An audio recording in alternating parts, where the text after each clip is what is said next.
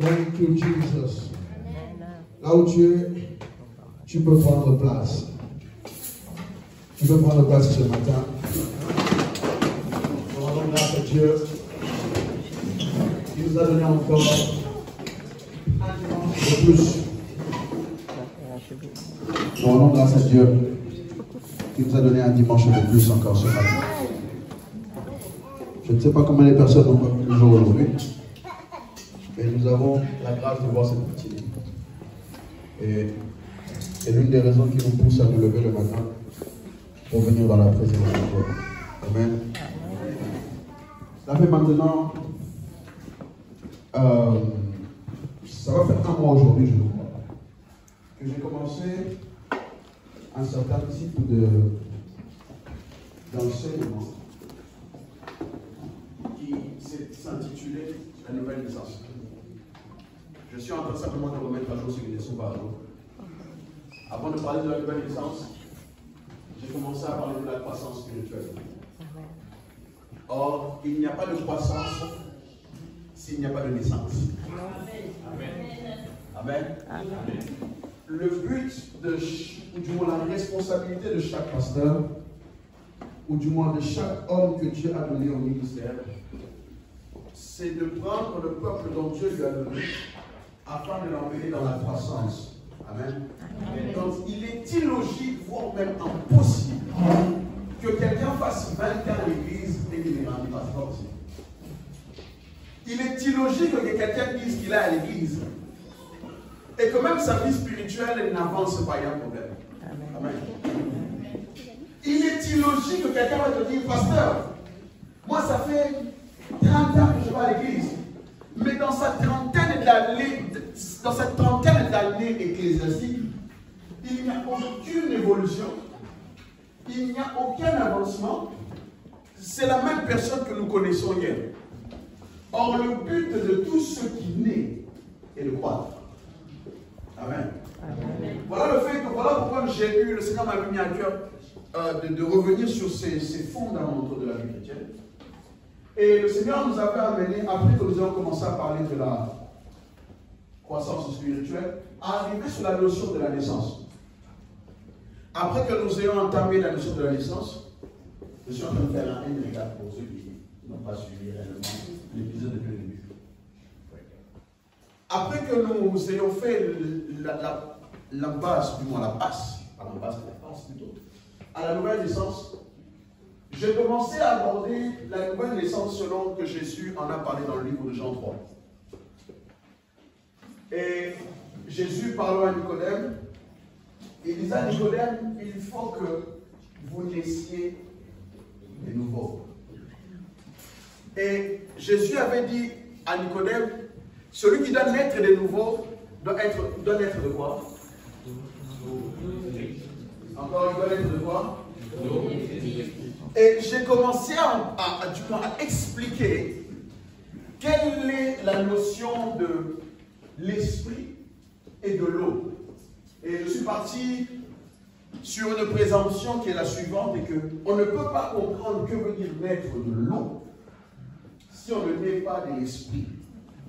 Parce que vous vous rendez compte, quand j'arriverai sur la naissance de l'eau, qu'est-ce que cela veut dire?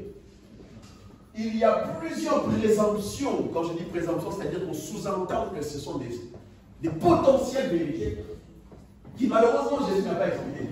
Dans la Bible, qu'est-ce que veut dire naître d'eau?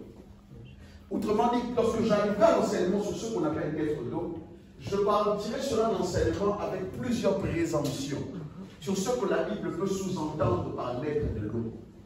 Mais en ce qui concerne naître de l'esprit, Jésus en a parlé clairement dans Jean 1. Est-ce que tout le monde est avec nous? Amen.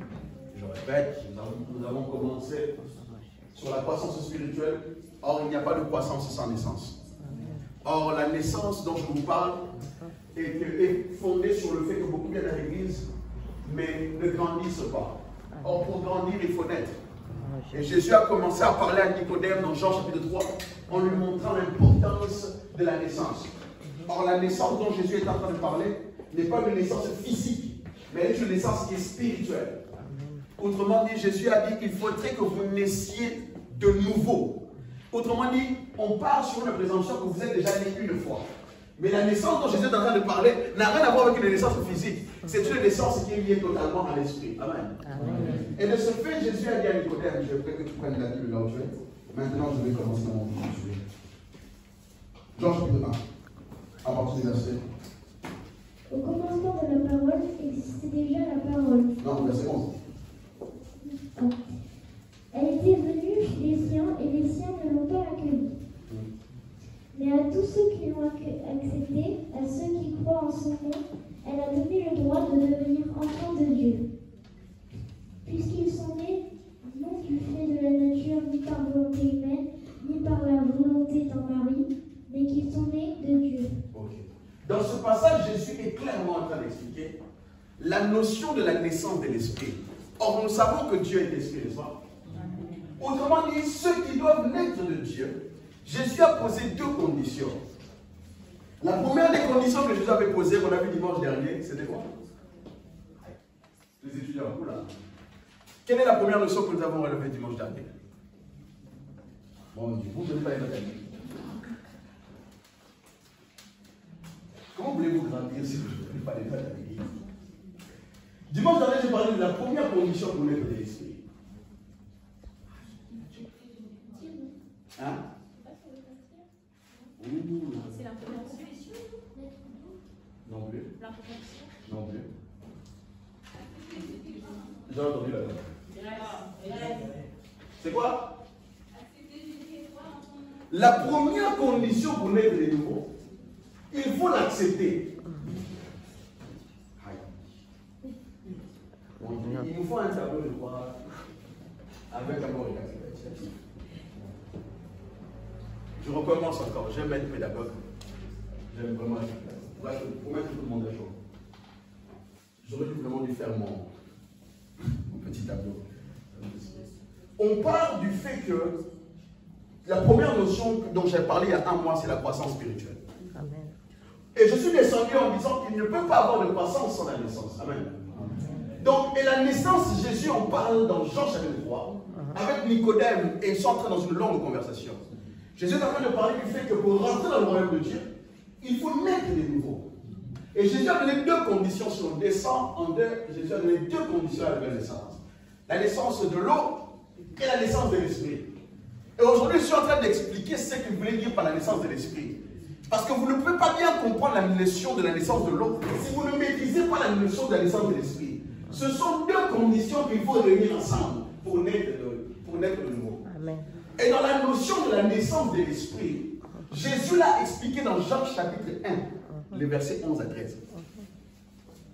Il a dit, mais à tous ceux qui l'ont accepté, à ceux qui croient en son nom, elle leur a donné le pouvoir, d'autres versions disent le droit, de devenir enfants de Dieu.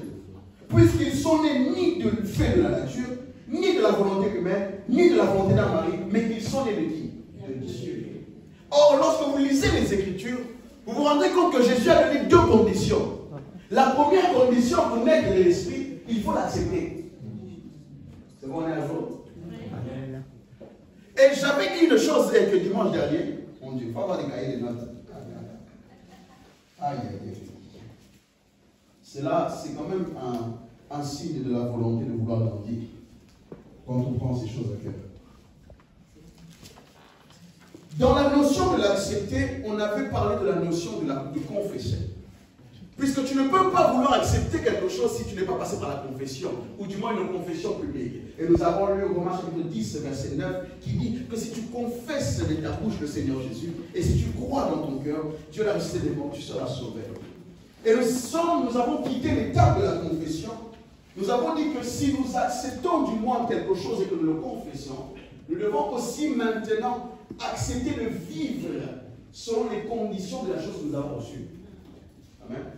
De la même manière que si je te donne un micro que tu as accepté de prendre, il faut maintenant que tu fasses en sorte que ce micro vive dans l'environnement qu'il faut.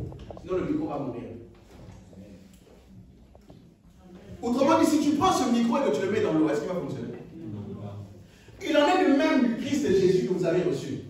Beaucoup l'ont reçu, mais ne vivent pas comme il faut pour le maintenir. Vous comprenez mieux maintenant? À chaque chose que nous recevons, il y a des conditions qui vont avec ça. À chaque chose que nous possédons, et même dans la vie de tous les jours d'ailleurs, même au travail dans lequel nous allons, on vous donne un travail, on vous donne des conditions, des règlements dans l'intérieur. On va à l'école, il y a des règlements pour maintenir et être un bon élève à l'école. La voiture que tu as, si tu mets de l'eau au lieu de mettre de l'essence, la voiture meurt. Tu acceptes d'avoir la voiture, mais pour que la voiture puisse continuer de rouler, ça c'est à ce moment-là que nous faisons Seigneur toujours. Vous avez des voitures, mais vous ne savez pas les entretenir bien. Ça c'est notre problème. On a toujours des voitures, on ne sait pas mettre l'essence, changer l'huile, faire toutes ces choses-là. Et quand ça pète, c'est lui qu'on appelle. C'est toujours pareil. Il en est de même pour la vie chrétienne. Vous avez accepté de recevoir le Seigneur. Mais derrière, c'est des conditions pour vivre avec le Seigneur. Et c'est à ce moment-là maintenant que ça crée des problèmes et des problèmes avec beaucoup de chrétiens. Qui pensent que la vie chrétienne est devenue comme une formule magique alors que la vie chrétienne est toute une vie. Dis à ton voisin, la vie chrétienne est une vie.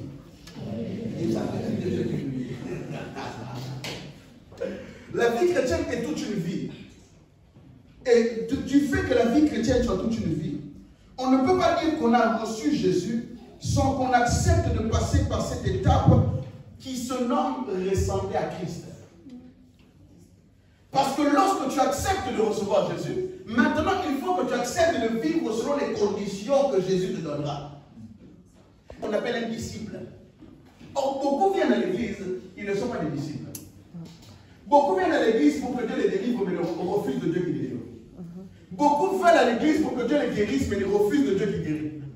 Beaucoup viennent à l'église pour que Dieu les bénisse, mais ils refusent de vivre comme le Dieu qui guérit. Beaucoup viennent à l'église pour que Dieu fasse des choses pour eux, mais ils refusent de vivre selon les conditions de ce Dieu-là. Et c'est là que beaucoup ont des problèmes dans leur marche chrétienne. Et c'est là que beaucoup dans leur marche chrétienne se rendent compte qu'ils ne sont jamais nés de nouveau. Et ils n'ont jamais même commencé la marche avec Dieu. Et je vous avais donné un schéma qui était assez simple. Je vous avais dit une chose, est que lorsque nous allons dans la vie chrétienne, il y a un schéma que je peux t'inviter à écrire. Comme ça, tu l'auras aussi. Et ce schéma-là est simple. Lorsqu'on t'a parlé de Jésus, tu es passé par la première phase qu'on appelle la phase de la conversion. Il y a ton voisin la conversion. Lorsque tu t'es converti, convertir veut dire changer d'état. Lorsque tu as voulu changer d'état, tu as été obligé de passer par les classes qu'on appelle la repentance. La conversion et la repentance sont deux amis qui vont ensemble. Tu ne peux pas te convertir sans te repentir, c'est pas possible. Donc lorsque tu acceptes Jésus, tu vis ce qu'on appelle la conversion. Or ce changement-là t'oblige à passer par la repentance. Toi qui as arrêté de mentir, tu arrêtes de mentir. Toi qui vas dans les boîtes de nuit, tu arrêtes d'aller dans les boîtes de nuit. C'est toi qu'on te voyait commettre le mal, tu arrêtes de faire ça. Parce que les règles que tu suis de celui qui habite en toi ne sont pas compatibles avec la vie que tu mènes. Amen. Ça a du sens maintenant? Amen. Lorsque nous quittons l'étape de la repentance nous mène au salut. Écrivez ces choses. Lorsque nous passons maintenant par le salut est lié à ce qu'on appelle la nouvelle naissance. Tu ne peux pas être sauvé. Salut veut dire sauter. Saute. Tu ne peux pas être sauvé si tu n'es pas de nouveau. Jusqu'à là, ça va? Amen. Maintenant, je vais revenir sur la parole d'aujourd'hui. Seigneur, je ne sais pas si je vais prêcher aujourd'hui ou si je vais enseigner. Mais je prie que quelqu'un reçoive quelque chose au nom de Jésus. Et que quelqu'un puisse changer. La deuxième condition que Jésus a posée maintenant dans Jean chapitre 1, quand Jean est en train de parler, il dit ceci. Mais à tous ceux qui l'ont accepté, je vous ai fait comprendre qu'accepter veut dire le confesser et recevoir maintenant son caractère. Or, Jésus ne s'arrête pas là. Il dit après l'avoir accepté, il faut maintenant croire en son nom. Ah, ça entend ça notre problème. Demande à ton voisin, est-ce que tu crois au nom de Dieu? La seconde condition pour naître de l'esprit, il faut croire en son nom. C'est là maintenant qu'il y a un autre problème. Maintenant, la question que je me suis posée, c'est au nom de qui on doit croire? Et non, c'est bien beau. Donc, on va aller dans la parole de Dieu. Quelqu'un aurait pu me dire, pasteur, il faut croire en Dieu. Or, la première des choses que je veux que tu saches est que Dieu n'est pas le nom de Dieu. Je répète, Dieu n'est pas le nom de Dieu. Dieu est une fonction. Pour ceux qui sont allés à l'école, ils savent. Dieu est un nom propre. Dieu ce n'est pas un nom que tu utilises pour appeler quelqu'un. Dieu, lorsqu'on appelle quelqu'un Dieu, c'est la fonction qu'il occupe dans le mystère. Lorsque Jésus est en train de dire, ou du moins lorsque Jean est en train de parler dans Jean 1, il est en train de dire que la première des choses pour naître de l'esprit, il faut l'accepter. Or, après l'avoir accepté, il pose une deuxième condition. Il faut croire en son nom. Et très peu de personnes à l'église croient en son nom. Parce que beaucoup ne l'ont peut-être pas reçu. Beaucoup, vous l'avez reçu certainement, on vous a dit que venez dans une telle campagne, Dieu va vous guérir. Beaucoup l'ont certainement reçu, on leur a dit venez dans un tel événement, Dieu va vous bénir. Mais le problème est que le nom de Dieu n'est pas le nom de Dieu. Parce que Dieu est une fonction que Dieu occupe. C'est ainsi que le Seigneur m'a ramené dans l'Ancien Testament. Et j'ai envie de voyager avec vous dans les Écritures. Est-ce qu'on peut y aller? Est-ce que je peux commencer à enseigner? Genèse chapitre 3, verset 20. Genèse 3, 20. Adam appela sa femme Ève, car elle devait être la mère de tous les vivants. Tu peux recommencer comme? Oui. Adam appela sa femme Ève, car elle devait être la mère de tous les vivants. Je vais vous faire remarquer quelque chose. Dans le Bible, le mot prénom n'existe pas. Tu peux lire toute la Bible de Genèse à Apocalypse. Le mot prénom n'existe pas. La Bible ne parle que des noms et pas des prénoms. Le prénom est une invention du XIIe siècle. Le prénom, ce qui pesait le plus dans les temps anciens, c'était la signification du nom. Parce que le nom porte l'identité de la personne. Oh mon Dieu. Le nom, la première personne à avoir nommé les choses, ce n'était pas Dieu, c'était Adam.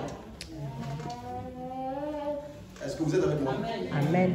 Dieu, lorsque Dieu a créé l'humanité, Dieu n'a rien nommé. Celui qui a nommé, c'était Adam. La première des choses que Adam a nommé, bien que la Bible dit qu'il appela lui et lui-même. En tant que je parle de la nomination de noms propres, c'est Adam qui a commencé à nommer même les animaux dans la Bible. Ce n'est pas Dieu qui a donné le nom aux animaux tels que vous les connaissez. Autrement dit, la notion du nom, on ne le donnait pas simplement pour le donner. On le donnait parce que le nom était lié à une caractéristique propre à quelqu'un. C'est ainsi, on arrive à une époque où on a même dénaturé la notion du nom. Chaque nom dans les royaumes de l'esprit a un poids et une signification. Quel est ton nom? Et que veut dire ton nom? Si vous lisez l'Ancien Testament, vous vous rendez compte qu'on donnait les noms suite à la destinée de la personne, premièrement.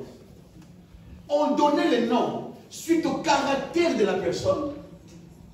Et on pouvait donner un nom suite aux événements et aux circonstances face à lesquelles cette personne est née. C'est ainsi que certaines personnes on leur aura donné des noms qui les suivent jusqu'à aujourd'hui. Vous ne vous êtes jamais demandé pourquoi Dieu a changé le nom de Sarah? Pourquoi Dieu a changé le prénom d'Abraham? Pourquoi Dieu a changé le prénom de Jacob? Parce que dans les choses de l'esprit, le nom vous influence d'une manière ou d'une autre. Je ne parle pas du prénom, je parle du nom. Le nom permet de retracer ta famille et d'où tu viens. Est-ce que tu sais ça? Lorsque l'on était à l'école, on nous apprenait que la notion du nom à l'époque du Moyen-Âge, même bien avant, aux temps anciens, on donnait le nom selon les fonctions que la personne faisait. Autrement dit, si tu vois quelqu'un qui s'appelait Jean-Luc Boulanger, c'est parce que dans sa lignée, c'était le métier traditionnel qui était fait. Ou quelqu'un qu'on appelait la forêt, ou peu importe, quel que soit le nom qu'il portait, le nom était lié à une fonction. Et le nom était lié à une destinée. Autrement dit, même le nom que tu portes aujourd'hui a une influence sur toi, que tu le veuilles ou non. Amen. Est-ce que je vois avec bien? C'est pour ça que quand je t'ai rencontré, je te demandais comment tu t'appelais. Tu te rappelles? Parce que vos noms ont une influence sur vous. Demande à ton voisin comment tu t'appelles. Comment tu t'appelles? Non, demande-lui comment tu t'appelles et que veut dire ton nom.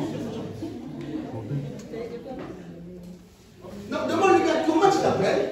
Et que veut dire ton nom surtout? Que veut dire ton nom? Hein? Il y a des gens, tu entends les noms qu'ils portent sur eux-mêmes.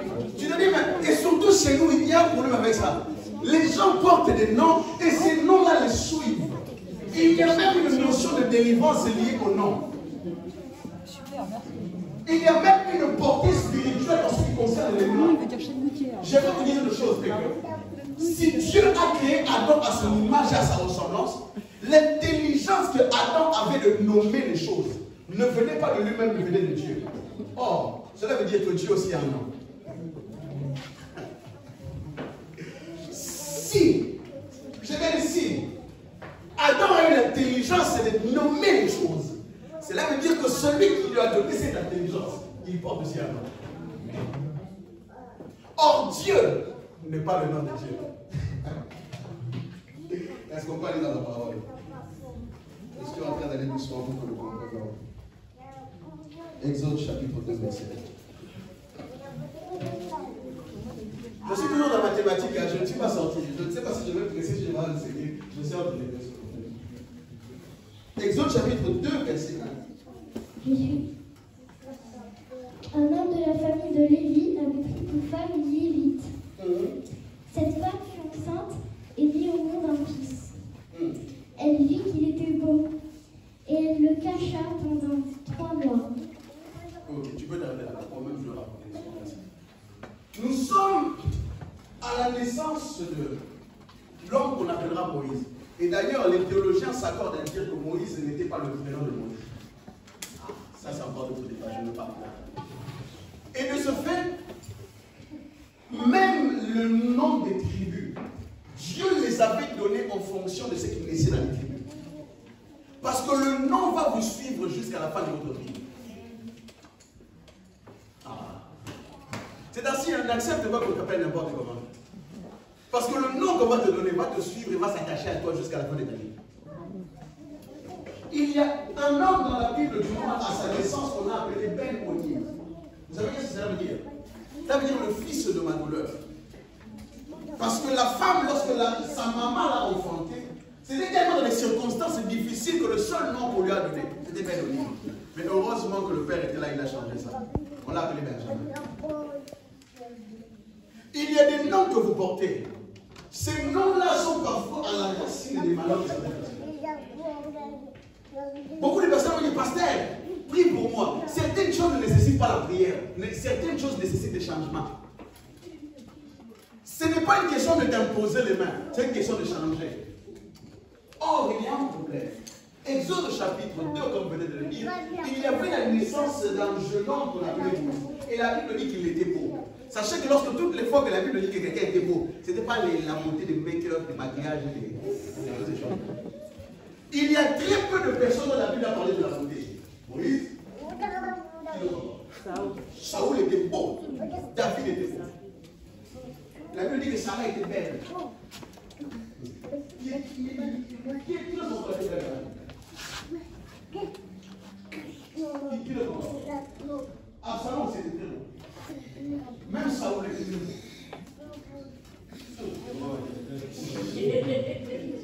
Or, de ce fait, tous les détails de la Bible soulignent ont de l'importance. Et la Bible dit qu'après la naissance de cet homme qu'on appelait Moïse, Moïse a vécu une bonne partie de sa vie dans la maison du Pharaon. Et la Bible dit quelque chose est que, après que Moïse ait eu à tuer l'Égyptien, puis pour défendre son frère qui était hébreu, puisque Moïse était hébreu, la Bible dit qu'il s'est enfoui. Et le Dieu des alliances de ses pères lui est apparu. Et lorsque Dieu lui est apparu au buisson ardent, la Bible dit qu'ils ont commencé à discuter. Après une brève discussion, j'ai aimé la question que Moïse a demandé à Dieu. Tu m'envoies pour délivrer ce peuple. Je veux bien l'accepter. Mais il va y avoir un problème. S'il me demande qui est le prénom de ce Dieu-là, qu'est-ce que je vais leur répondre? Le problème, voulez-vous savoir pourquoi Moïse avait demandé ça? Moïse savait que de la maison du Pharaon où il sortait, il n'y avait pas qu'un Dieu, il y avait des dieux. Et tous les dieux égyptiens avaient des prénoms.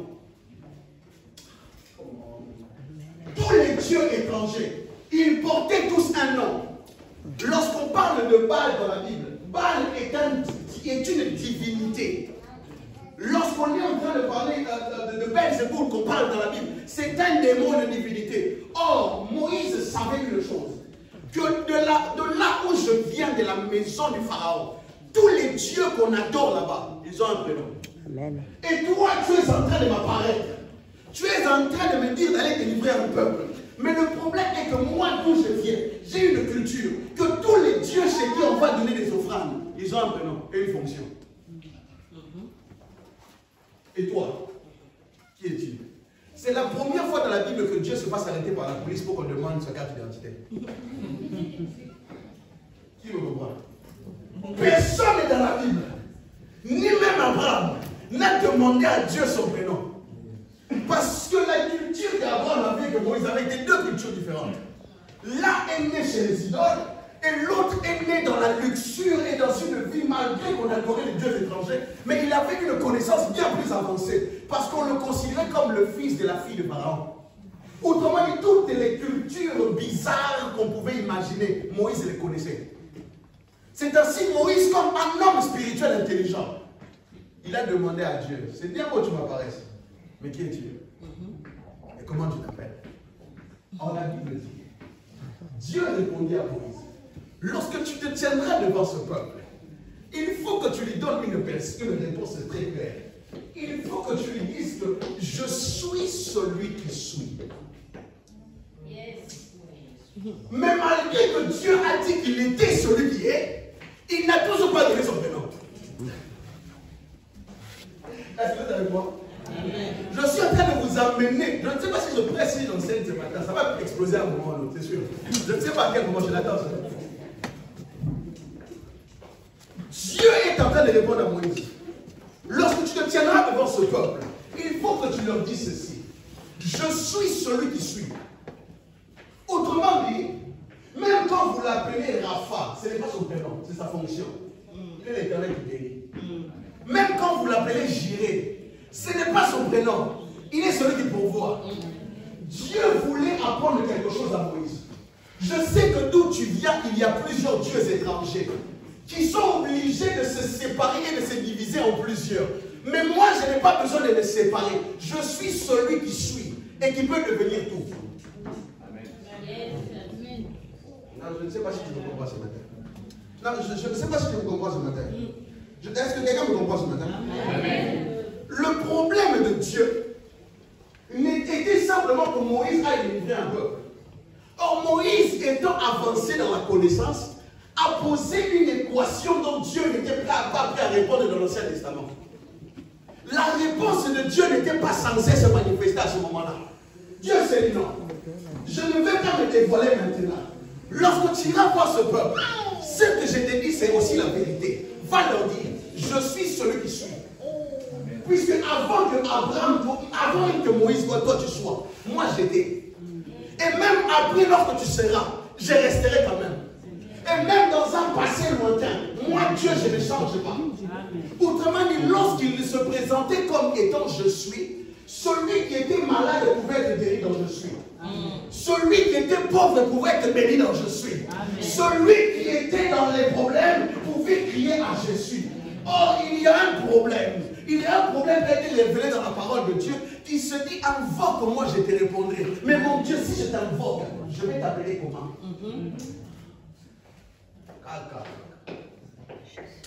C'est le genre de niveau de prédication, ça me permet que tu écoutes la parole de Dieu. Tu lis la Bible, tu te rends compte qu'il y a un problème là. Il dit invoque-moi. Or, invoquer veut dire faire appel à quelqu'un. Tu ne peux pas appeler celui que tu ne connais pas. Je te dis appelle la sœur Mireille. Si tu ne sais pas ce qu'est la sœur Mireille, mon frère, tu vas rester là, me regarder dans les yeux. Tu es d'accord avec moi? Amen. Si je te dis appelle un tel, si tu ne connais pas son prénom, il te sera difficile de l'appeler. Jusqu'à la ton Dieu. Et il te faut connaître qui est ton Dieu.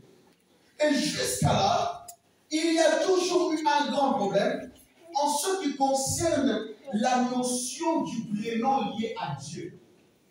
Il se présente devant le peuple d'Israël dans l'Ancien Testament, se présentant comme celui qui peut devenir toutes choses selon les besoins de chacun.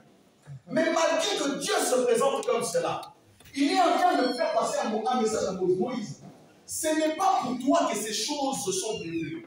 Ces choses sont prévues pour ceux de la génération d'après.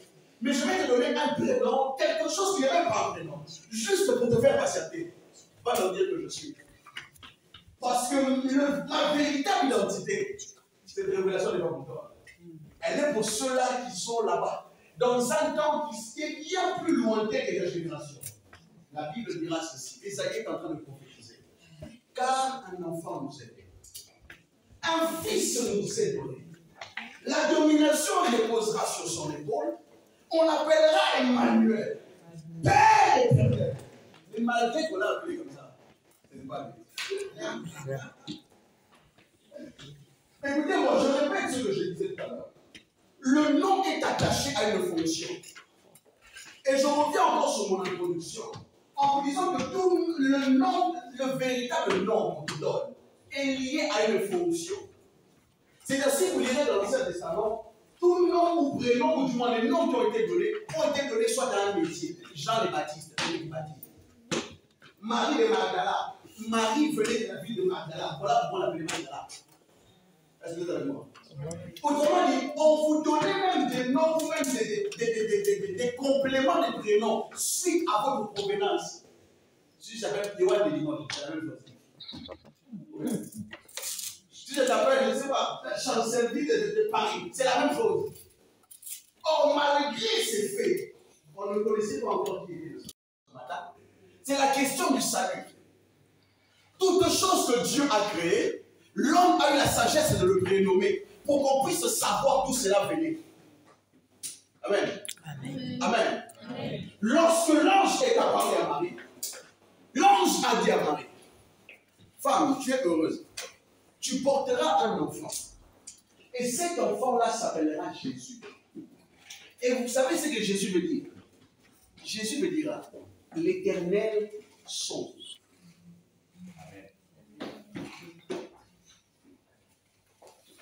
En ce qui concerne les saluts, il n'y a personne qui peut sauver si ce n'est que celui qui a reçu la fonction de sauver.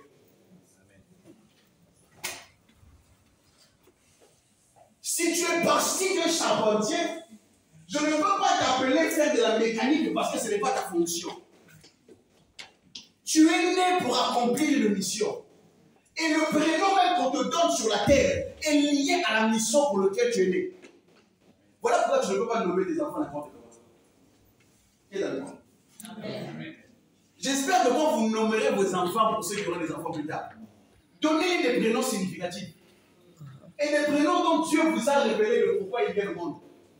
Sinon, vous risquez de donner à des enfants des noms qui ne sont pas liés à leur destinée. Vous êtes avec moi? À vous et aux jeunes là et moi-même, évidemment.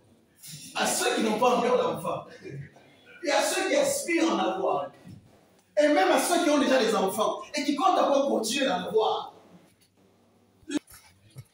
Et ces prénoms auront de l'effet et dans le physique et dans l'esprit. Et je vais vous dire une vérité que vous allez être choqués. Au ciel, vous n'avez pas le même prénom. Vous ne lisez pas la Bible. Vous ne lisez pas la Bible.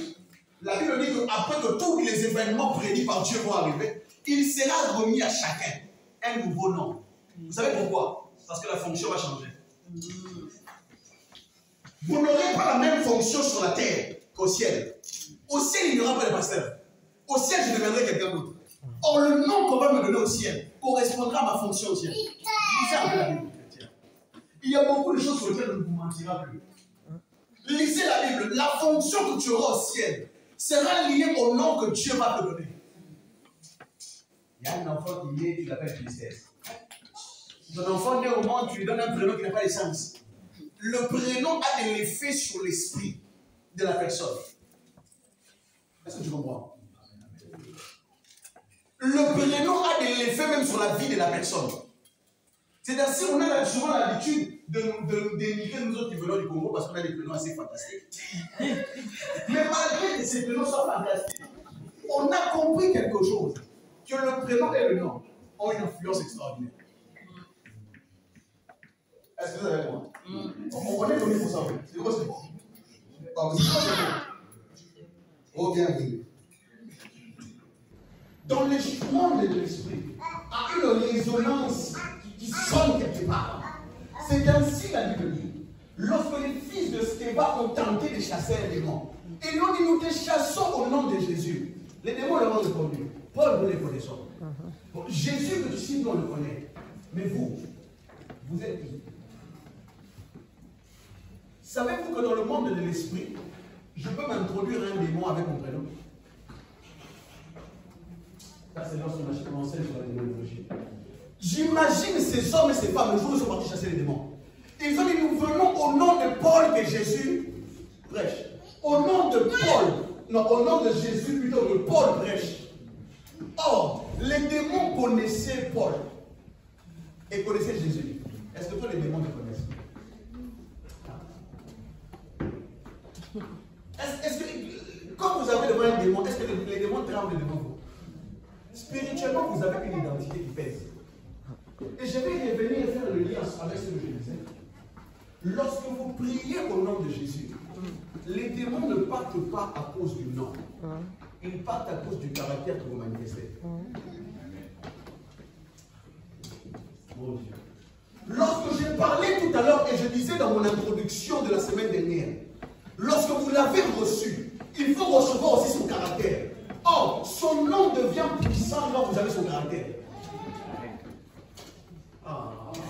Amen. Amen. Pourquoi vous priez au nom de Jésus? Les démons ne vous connaissent pas. Parce que dans les paramètres de l'esprit, il a été paramétré et enregistré ceci. Il a reçu le nom. Au-dessus de tous les noms. Afin qu'au nom de Jésus, ça c'est Dieu qui est en train de le signer. Que tous ces noms fléchissent. Et que tous ces langues confessent dans les ciels et sur la terre. Lorsque tu cites Jésus, les démons ne craignent pas le nom. Ils craignent la personne qui a le caractère du Christ. Je dis, pasteur, j'ai pris au nom de Jésus, je n'ai pas eu. Les démons te regardent. C'est ainsi que lorsque nous demandons au nom de Jésus, tu demandes comme étant envoyé sous la couverture d'un nom. Mais ce nom, tu es censé porter le même caractère. Yes. Si vous comprenez ces choses, vous avez réglé 90% de vos prières. Dieu ne vous exauce pas vous, il exauce le Fils. Si vous comprenez ces problèmes, vous allez même moins prier et plus travailler sur vous-même. Amen. Oui. Si vous comprenez cette équation, les heures de prière que vous passez à prier là, vous n'allez plus les investir dans la prière. Vous allez les investir à ce qu'on appelle la véritable conversion et la repentance. Parce que la conversion et la repentance vous amènent à être comme Christ. Amen. Ça, c'est des équations difficiles. Quand on arrive là, les chrétiens ne comprennent plus. On ne chasse pas les démons. On ne chasse pas les démons. Là, c'est une question de changer. Or, nous changeons pour devenir comme lui. Quelqu'un comprend? Amen. Lorsque tu cites Jésus, les démons ne voient pas le nom. Beaucoup de chrétiens ont fait en sorte que le nom de Jésus devait être une formule magique. Dis à ton voisin, ce n'est pas une formule. Dis-lui bien, c'est une personnalité, un caractère. La Bible dit, oh, vous êtes des dieux. Or, pour être comme des dieux, vous devez manifester les caractères du divin. Les démons ne vous obéissent pas parce que vous criez.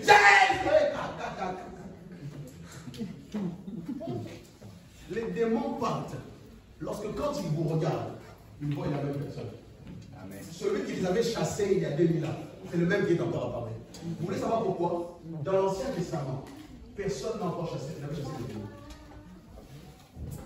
Dans l'Ancien Testament, il n'y a qu'un homme qui a chassé les démons. Et ces démons-là n'étaient pas des démons, c'était des esprits envoyés par Dieu. C'était David. Parce que David était un type de Christ. Et Jésus est la première personne qui a emmené la doctrine de chasser les démons. Dans l'Ancien Testament, ça n'existait pas. Quelqu'un a lu la Bible dans l'Ancien Testament, a vu qu'on chasse les démons quelque part, il est comme ça. Même si je suis docteur, je vais t'entendre que tu m'expliques ça a commencé comment. Et avec quel autorisé. Voilà pourquoi Jésus est venu apporter un nouveau vent, un nouveau charisme qui n'existait pas avant dans l'Ancien Testament. Et le même fait de chasser les démons, c'est un art qui se pratique pour ceux et celles qui le ressemblent. Et théoriquement, de manière très basse, je dirais que c'est un pouvoir qui vous a tous été donné. Oui. Jésus a dit, je vous ai donné le pouvoir de devenir enfant de Dieu. Si vous lisez la fin de ce verset, pour ceux qui l'ont accepté et qui croient en son nom, il leur a donné le pouvoir de devenir enfant de Dieu. Or, devenir enfant de Dieu, ce n'est pas Dieu qui fait de vous que vous devenez ses enfants. C'est lorsque vous traversez le parcours et le processus que vous devenez des enfants. Est-ce que vous comprenez? Amen. Ce n'est pas Dieu qui prend ses mains, qui fait de vous et qui fabrique ses enfants.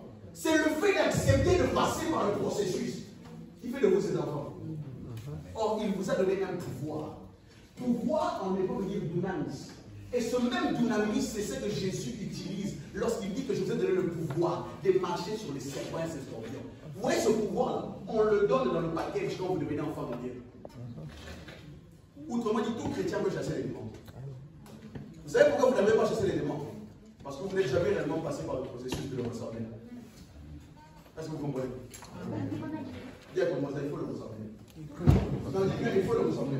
Non, dis-le, il faut le ressembler. Oh. Celui dont je dis il faut ressembler, je parle du Fils de Dieu. Tant que vous ne les ressemblez pas, il y aura beaucoup de femmes. Vous pouvez prier pendant 1000 heures. Il y a certaines personnes qui pensent impressionner les gens. Moi, je dis pendant 5 heures. Mon frère, si tu ne lui ressembles pas, tes 5 heures de guerre ne servent à rien. Ce que Dieu veut, c'est que tu sois totalement transformé. C'est ça le projet. Ce que Dieu attend, c'est que tu deviennes totalement une nouvelle personne. Or, cela passe par le processus de croire en son nom. La Bible dit qu'il nous a été donné aucun nom qui dans le ciel et sur la terre, qui nous a donné le salut. Le salut commence par le fait de croire à ce nom qui nous a été donné. La seule chose que Dieu te demande, c'est de croire au nom. Après que tu aies acquis le caractère et la personne de Christ, la deuxième des choses qui doit se suivre de manière naturelle, c'est que tu dois commencer à croire en son nom. Voilà pourquoi toutes les promesses que Dieu, le Seigneur a fait dans les 4 évangiles, il dira, voici les miracles qui croiront, qui accompagneront ceux qui vont faire quoi? Crier. Et tout ce que vous demandiez en prière, croyez que vous l'avez reçu. Tout ce qu'il va suivre avec la marche avec Jésus, tu dois simplement croire, parce que tu as déjà revêtu la personne. Quand on n'a pas ce genre d'équation de l'église, la même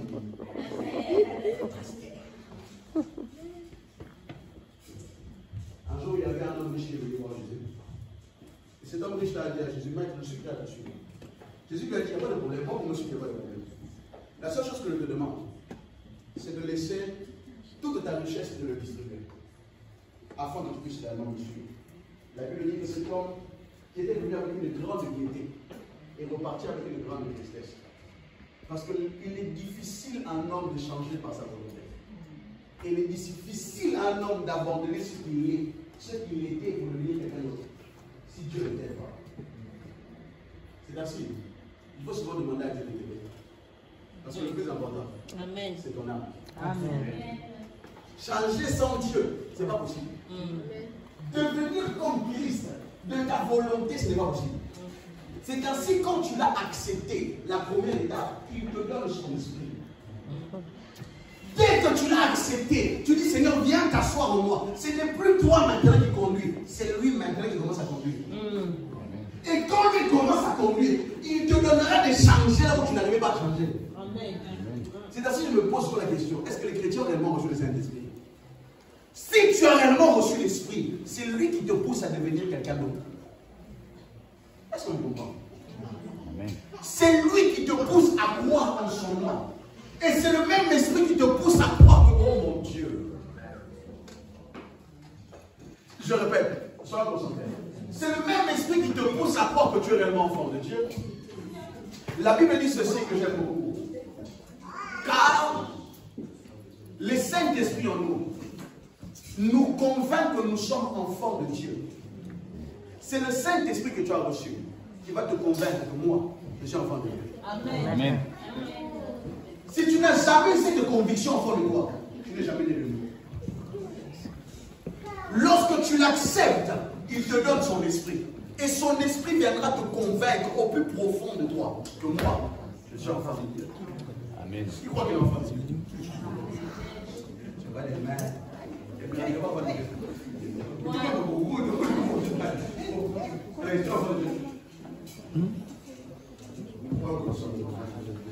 Nous sommes en train de prêcher ces choses-là, non pas pour apporter une certaine satisfaction de les uns des autres. Nous sommes en train de prêcher ces choses afin d'amener une transformation. C'est pas pareil. Parce que s'il n'y a pas de transformation, il n'y a pas de ciel. Et le plus important, ce n'est pas tous les trésors que tu gagneras ici. Parce que tu vas les laisser. Le plus important, c'est le Jésus que tu as. Ali n'est pas dans le sens d'avoir reçu son caractère. Et quand tu as reçu son caractère, ta foi même commence à grandir. Et ta foi commence à croître. Or, nous avons des chrétiens qui ne sont jamais passés par ce prisme-là. Ils sont passés par un autre prisme. On leur a montré à chasser les démons, on leur a montré des choses qui viennent même après, alors qu'il y a une Genèse. Écoute-moi, la Bible ne commence pas dans Malachie, elle commence à Genèse. Si tu ne passes pas par la Genèse, tu ne pourras pas vivre tout le reste. C'est ainsi la vie chrétienne pour beaucoup devient une chose compliquée parce qu'ils ne sont jamais passés par le prisme. Le prisme commence par la conversion. La conversion t'amène à la repentance. La repentance t'amène au salut. Et le salut t'amène à la nouvelle naissance. Amen. On ne vous demande pas de donner vos argent. On vous demande de donner vos vies à Dieu. Et donner sa vie à Dieu nécessite un certain changement. Et c'est à ce moment-là que les choses se compliquent. C'est comme le casque que les chrétiens aiment bien sauter. Quand on parle de ça, ils sont. On leur dit, viens, tu vas être béni, pasteur, je vais à l'église. Viens, Dieu va te donner un peu d'argent, c'est là que tu vas à l'église. Mais mon frère, à quoi servira-t-il qu'on te donne toutes ces choses? Si tu mourais que tu allais en enfer, ça n'a pas de sens. Ça n'a pas de sens. C'est ainsi, je disais à Dieu, tant que je serai pasteur dans cette église, on verra ce qu'on prêche la parole de Dieu comme il faut. Amen. Et on verra ce qu'on dise la vérité de ce que la Bible dit. Et non pas de ce que nous disons qui sortent de nos têtes. Sinon, c'est égarer les gens. Amen. Si on ne voit pas les fruits, c'est qu'il n'y a pas un travail qui a été fait. Le plus important, c'est que quand tu sors de l'église et quand on regarde, on voit qu'il y a des fruits. Or, ces fruits, tu ne pourras pas les porter de toi-même si le Saint-Esprit n'est pas en toi. C'est toi qu'on te connaissait bien plus soi, Naka. Tu te querelles avec tout le monde. 20 ans de conversion, mais tu n'as jamais arrêté de te quereller. Quel est le Saint-Esprit que tu as reçu? Dis-moi, c'est quoi le Saint-Esprit que tu as reçu? Amen. C'est quel Saint-Esprit que tu as reçu? Depuis le jour où tu t'es converti, tu marches au cours à un niveau. Sacola, papa. Tu marches à un niveau, on dirait que tu n'as jamais rencontré Dieu. C'est ainsi lorsque tu remarques ces choses-là. Tu commences à te poser la véritable question. C'est la vérité. Est-ce que je suis vraiment converti? Est-ce que je suis vraiment enfant de Dieu? Amen. Lorsque vous devenez vraiment des enfants de Dieu, le verset de Matthieu chapitre 6, verset 33 va s'accomplir sur vous. Elle dit chercher premièrement le royaume de Dieu et la justice de Dieu. Amen. Et le reste, on va vous le donner. Amen. Vous savez pourquoi on va vous le donner? À la recherche du royaume, vous devenez des enfants du royaume. Quand vous devenez les enfants du royaume, il y a des choses dont le roi va vous donner parce que vous devenez ses princes. Vous devenez ses enfants. Vous devenez sa progéniture. Vous savez, il y a des personnes qui ne prient pas beaucoup.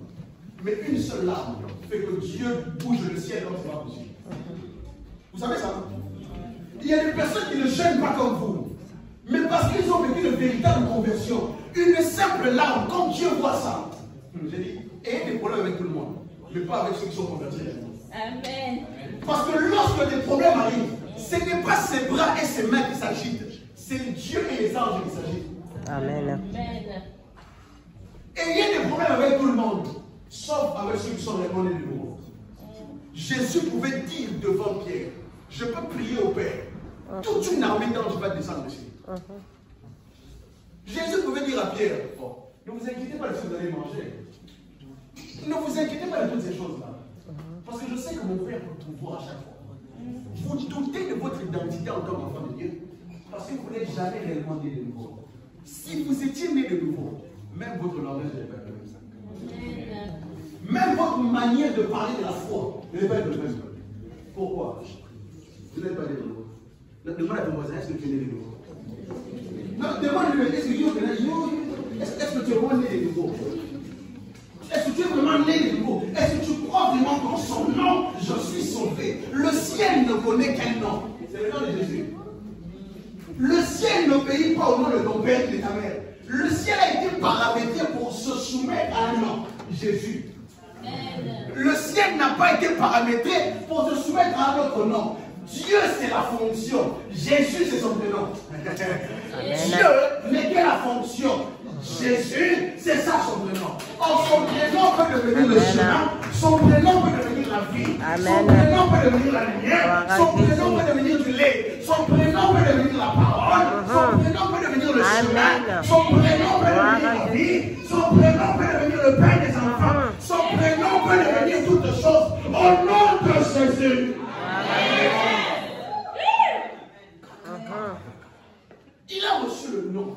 De telle sorte que quand on crie le nom de Dieu, tous les genoux fléchissent. Amen. Or, les genoux vont fléchir lorsqu'ils verront le divin en toi. Amen.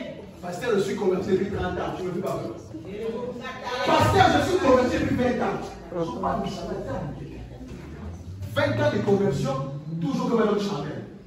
20 ans de conversion, c'est pas qu'on croit sur les voies de Dieu. 30 ans de conversion, les commérages de ses doigts. 20 ans de conversion, tu n'as jamais arrêté de Yes. Amen.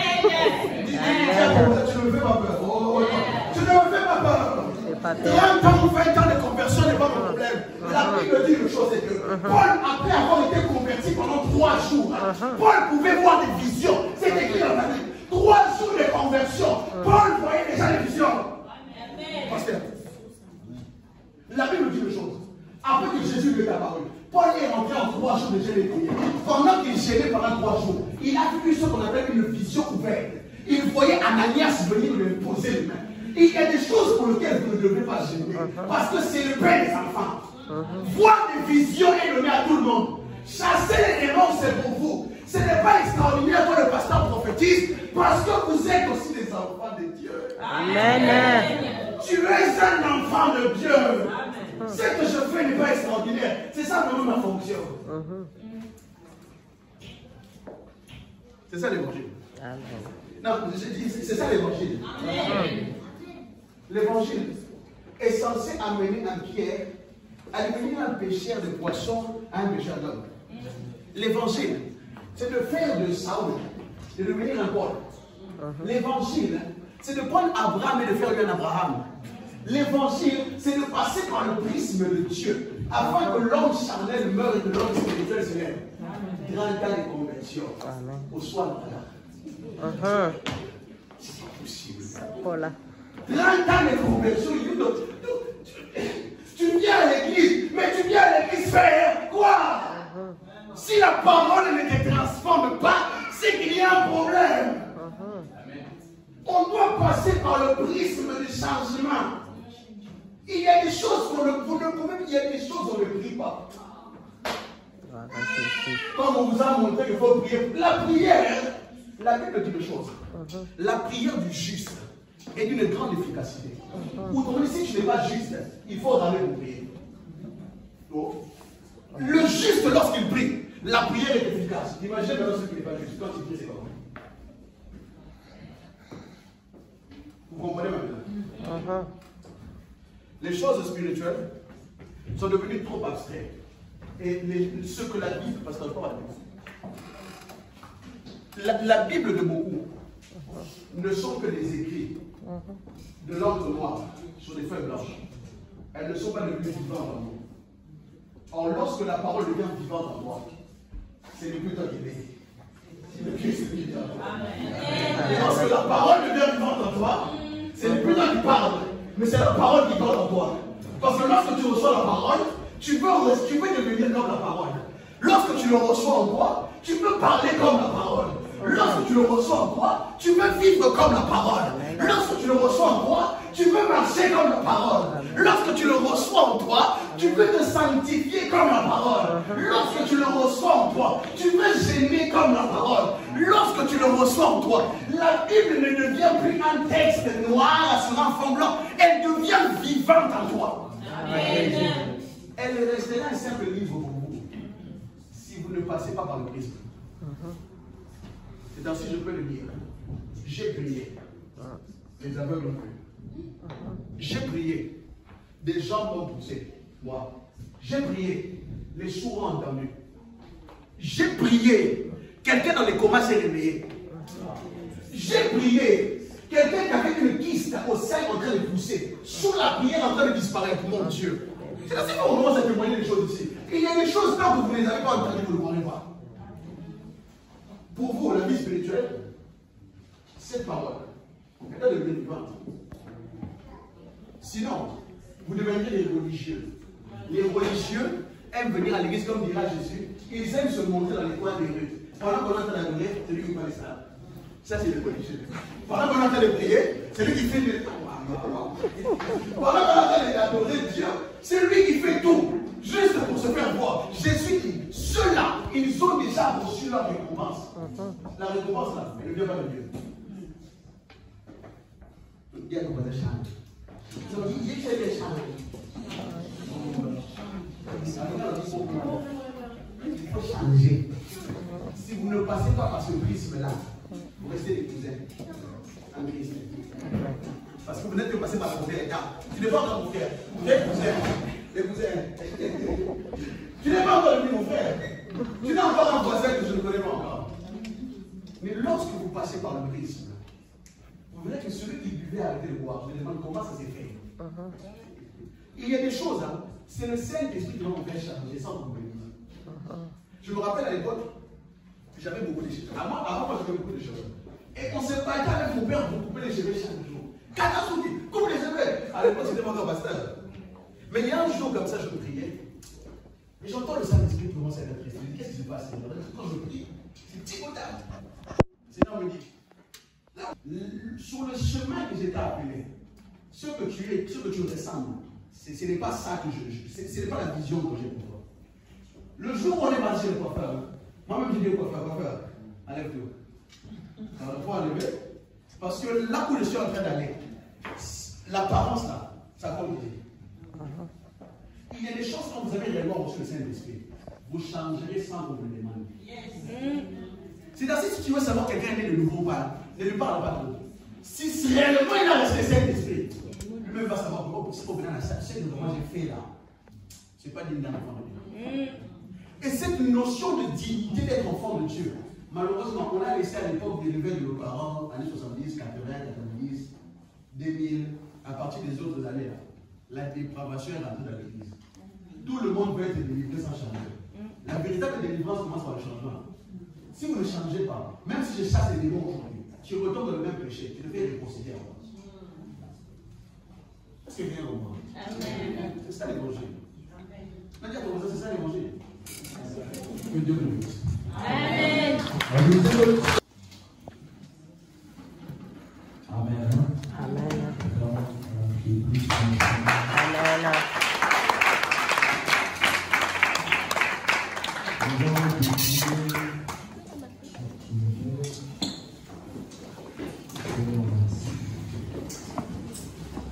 Je sais que chacun de nous a écouté là. nous a parlé. Tout commence par la nouvelle naissance. Tout commence par la conversion. Tout commence par le changement. Prions le Seigneur pour tout ce que Dieu t'a parlé ce matin. Prions le Seigneur. Alléluia, Jésus. Alléluia, Jésus. Le problème, ce n'est pas de passer 10 ans à l'église, 20 ans à l'église. Le problème, c'est donner ta vie à Jésus. Le problème, c'est donner ton âme à Jésus. Le problème, c'est de devenir une nouvelle créature. Les choses anciennes doivent passer et toutes choses doivent devenir nouvelles dans ta vie. Prions le Seigneur, élevons nos voix. Élevons nos voix, élevons nos voix, élevons nos voix. Élevons nos voix, élevons nos voix, élevons nos voix, élevons nos voix. Prions pour cette parole. Prions le Seigneur, prions le Seigneur. Ronda baba baba baba baba shiki. Ronde bini soto kodi de baba baba baba. Ronki bini soto kodi de sanda. Rianda baba baba baba baba. Seigneur, merci parce que tu nous as parlé, Seigneur. Tu nous as parlé, tu veux que nous puissions devenir de nouvelles personnes, mon Père. Les choses anciennes passe, Éternel des armées. Nous devenons une nouvelle créature. Laisse que cette parole puisse être gravée dans nos cœurs, oh Dieu, et que cela produise des fruits. Car il y a un seul nom qui est donné parmi nous, c'est le nom de Jésus, le nom qui sauve, le nom qui restaure, oh Dieu. Nous voulons croire à ce nom-là, le nom de Jésus qui est au-dessus de tout nom. Au nom de Jésus, nous avons ainsi prié. Amen. Amen. Amen. Amen. Dans son palais, tout s'écrit. Gloire. Plus fort que ça. Dans son palais, tout s'écrit. Gloire. Et la troisième fois, dans son palais, tout s'écrit. Gloire. Gloire. Gloire. Gloire. Amen. Amen. Amen. Nous voulons donner au Seigneur ce que nous avons préparé dans nos offrandes ultimes. Ce que tu as préparé pour nos Seigneurs, le front de nos offrandes. Lorsque nous louons le Seigneur, nous venons ici pour donner ce que nous avions préparé pour notre Dieu. Il est bon de louer Dieu. Alléluia. Oh, il est bon de louer Dieu. Alléluia. Il est bon de louer Dieu.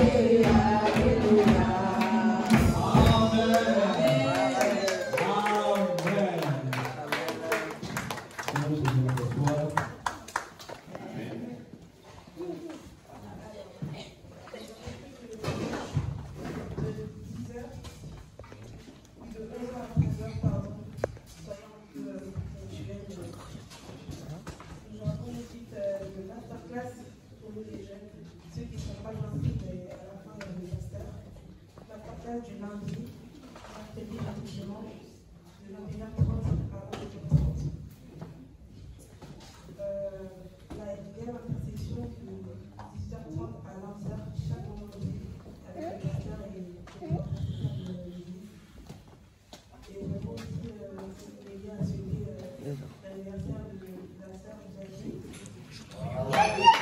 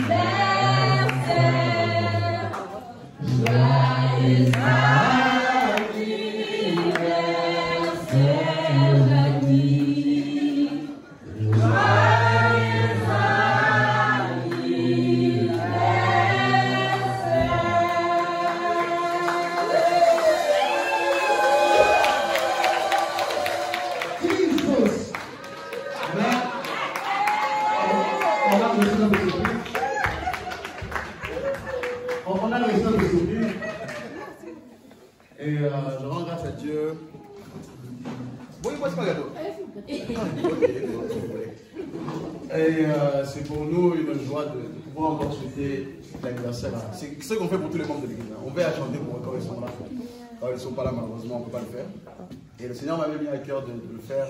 Et hier, on était parti acheter de l'eau pour l'église. Et on a eu un cœur, moi et le village, d'acheter le gâteau. Il faut aussi merci assiste à la vie. On a voulu célébrer ce moment par la grâce de Dieu. Et rendre grâce à Dieu pour tout ce temps de service. Elle est avec le pasteur depuis le début, quand ça a commencé. C'est les premières personnes qui me suivaient en ligne quand l'église a commencé. Les 2-3 premières personnes. Quand l'église, avant que l'église devienne comme ça, elle me suivait en ligne quand j'étais encore à la maison en train de prêcher. Avant même que l'église ne soit comme vous imaginez là. Elle me suivait en ligne. Et elle a toujours cru en son pasteur.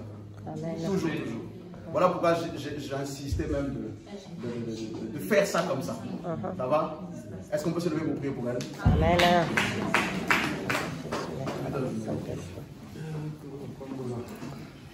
Bon, les champomis c'est à la fin. Là où tu lèves ta main ici. Seigneur, nous prions au nom de Jésus. Et nous prions, Seigneur, et nous déclarons une longue vie. Non, j'ai dit, Seigneur, nous prions et nous déclarons une longue vie. Amen. Seigneur, nous prions et nous déclarons encore une prospérité au nom de Jésus. Amen. Nous prions et nous déclarons, Seigneur, plus de ta gloire dans sa vie. Amen. Nous prions et nous déclarons, Seigneur, plus de feu dans ta vie au nom de Jésus. Seigneur, nous prions et nous déclarons plus de joie dans sa vie au nom de Jésus. Père, nous prions et nous déclarons plus de ta puissance dans sa vie au nom de Jésus. Père, nous prions et nous déclarons plus de ta protection divine au nom de Jésus. Père, que 1000 tombent à sa gauche et que 10 000 à sa droite et qu'elle ne soit jamais atteinte au nom de Jésus. Toi, le Dieu de toutes les possibilités, je prie que tu ouvres les écluses des cieux sur la vie de sa fille. Père, je prie, puisque tu me l'as donné, mon Dieu, je te la rends. Que ta main de grâce repose sur elle. Et que sinon tu lui donnes la force encore, mon Dieu, de travailler pour l'avancement de ton royaume au nom de Jésus-Christ de Nazareth. Et que la bénédiction de l'arrière et de l'après-saison soit ton partage au nom de Jésus-Christ. Que les écluses des cieux s'ouvrent et que mon Dieu t'accompagne en cette nouvelle année au nom de Jésus-Christ de Nazareth. Père, je prie pour une pluie de grâce et de bénédiction, une pluie de ta faveur, une pluie de ta miséricorde, une pluie de ta puissance et une pluie de miracles sur la vie de ta fille. Au nom de Jésus-Christ, nous avons ainsi prié. Amen.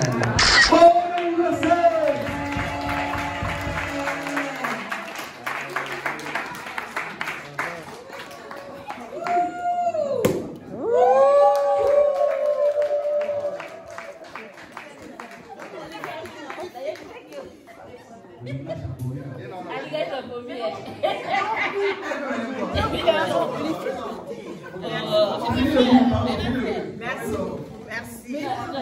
Hey God. Oh my God.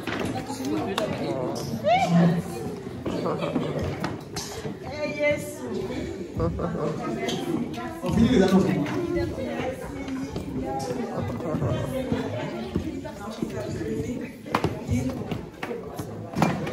On peut s'asseoir. Personne à l'église, je vous invite à vous lever, à se présenter. Madame Seigneur.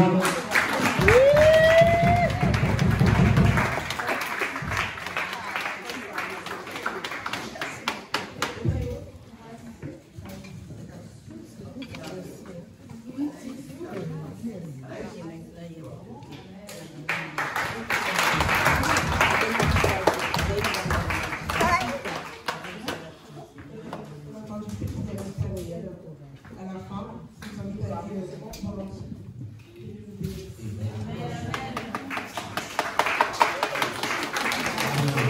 Nous allons clôturer notre équipe. Anniversaire. Gloire à Dieu.